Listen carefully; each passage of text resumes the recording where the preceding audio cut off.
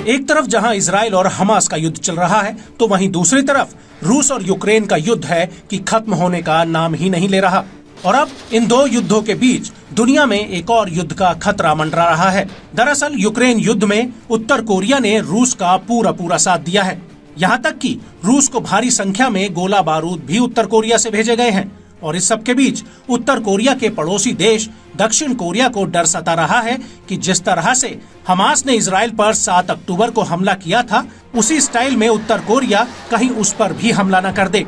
दरअसल अमेरिकी रक्षा मंत्री दक्षिण कोरिया के राष्ट्रपति यून सुक योल से मिले थे और इस मीटिंग के दौरान दक्षिण कोरिया के राष्ट्रपति ने ये बात कही है। उनसे पहले पिछले महीने दक्षिण कोरिया के जॉइंट चीफ ऑफ स्टाफ ने भी ये कहा था कि अगर उत्तर कोरिया उनके ऊपर हमला करेगा तो वो हमला हमास के स्टाइल में हो सकता है। कुछ मीडिया रिपोर्ट्स में दावा किया गया है कि गाजा की तरह ही उत्तर कोरिया डिमिलिटराइज जोन के नीचे सुरंगों का एक नेटवर्क बना सकता है, जिसमें वो हथियारों को इकट्ठा कर सकता है और इन हथियारों का इस्तेमाल संभावित हमले के लिए किया जा सकता है। आपको बता दें कि 13 साल पहले उत्तर कोरिया और दक्षिण कोरिया के बीच झड़प हुई थी, जिसमें दक्षिण कोरिया के 2 मरीन और 2 आम नागरिकों की जान चली गई थी।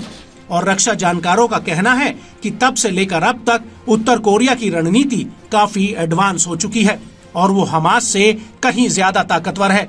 जिसकी वजह से अगर युद्ध होता है तो उत्तर कोरिया सीधे दक्षिण कोरिया की राजधानी सियोल को तबाह कर सकता है,